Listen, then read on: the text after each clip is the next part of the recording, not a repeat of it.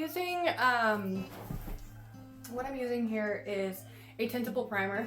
I really like to use a primer that has a tannin additive, so basically a tannin additive blocker, because when you're using real wood like this, it has, you'll see all the grains pop through.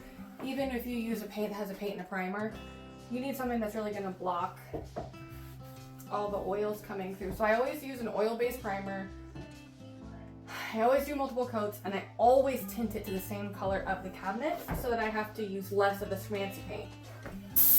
None of this is going to be seen. I'm basically just priming it so that if any water gets on, it's like a protection barrier.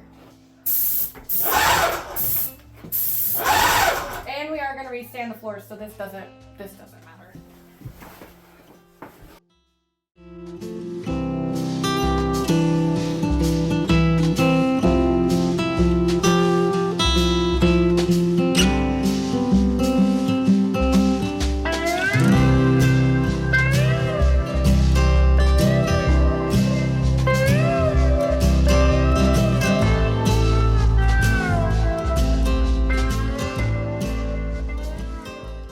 I'm about to overspray right now because I got attacked by a fly.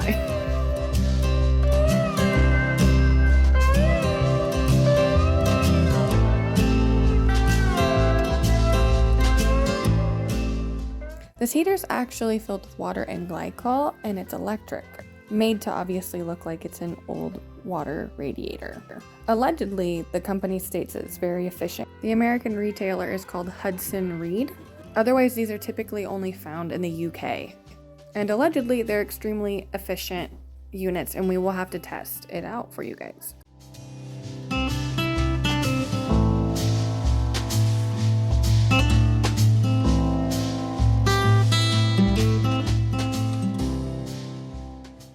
So this electrical box had a lot going on for it. Not only was it our GFI that has to power every single outlet in the kitchen, but it also on the very top is going to be a light switch that powers my lights above my sink, and on the very bottom is going to be a light switch that powers our garbage disposal. And our garbage disposal had to be on the same line as the GFI. So I have to pigtail and put things where it goes, and it was definitely just a lot to put in one box.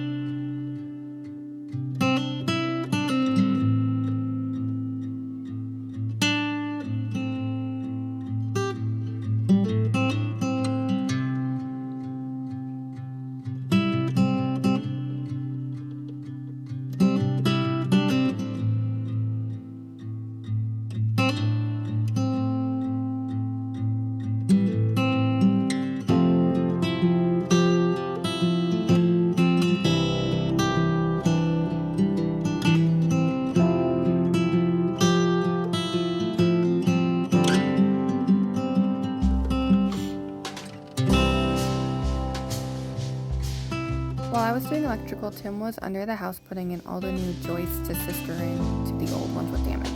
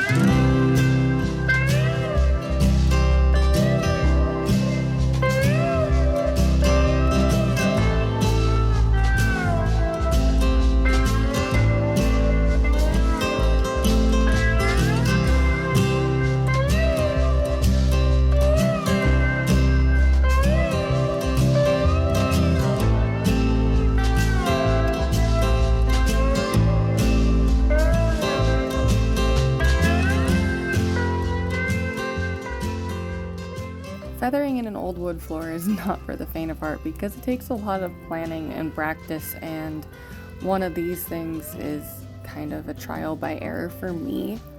In the first house we redid floors, I didn't do a bad job, but I learned a lot about spacing and how to cut things in ways that made it easier for them to slip in.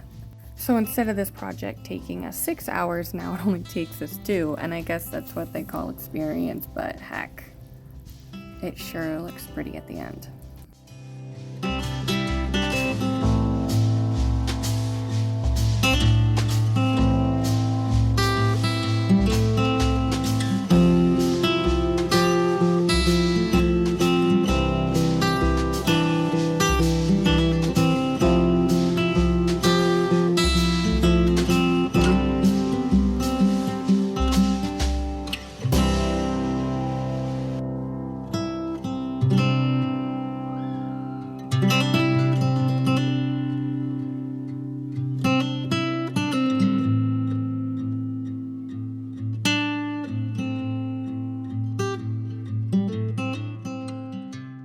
Since this is where 2 walls came together, there was a lot of small cuts and a lot of joints really close together. So I was working with not the most ideal conditions, trying to make sure that our spacing and our pattern still looked really good. Because the last thing you want to see is a bunch of lines right next to each other, even though there already is quite a bit in our floor now. So I don't feel really bad about it. However, I try to avoid it as much as possible. I also use as many existing cuts as possible, so I don't have to use the oscillator a bunch. It's not the easiest to make a straight dive cut down into the floor.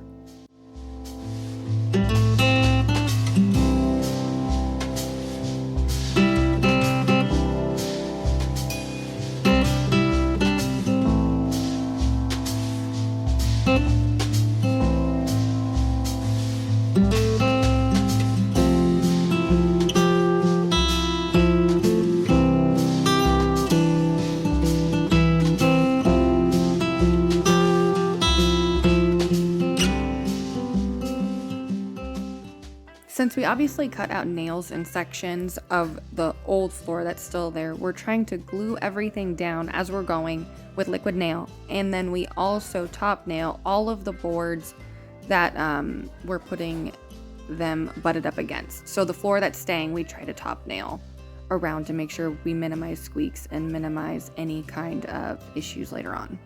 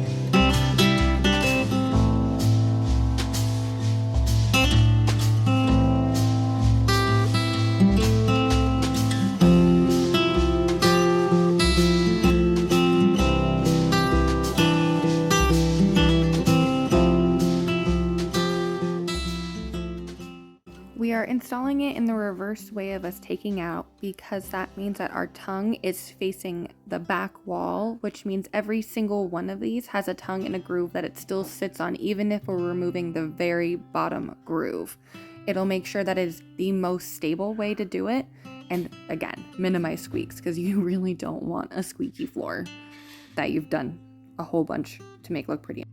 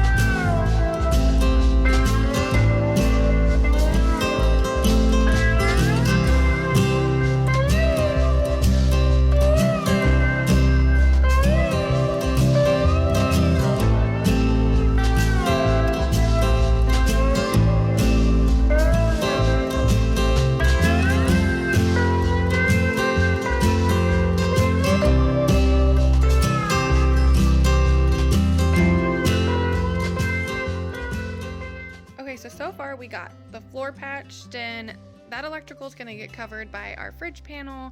We have one of the lights working for the kitchen. I have my inset box for the fridge. Up there I have a light box that's going to go for my plate rail.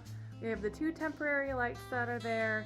I have my GFI and my switched plug and my switch for the lights up there, the lights up there, the dishwasher, and then I have a disposal, which is what's on the switch for the electrical. So far, that's what we got done this week besides the heater. So we're pretty excited and that all worked out really well.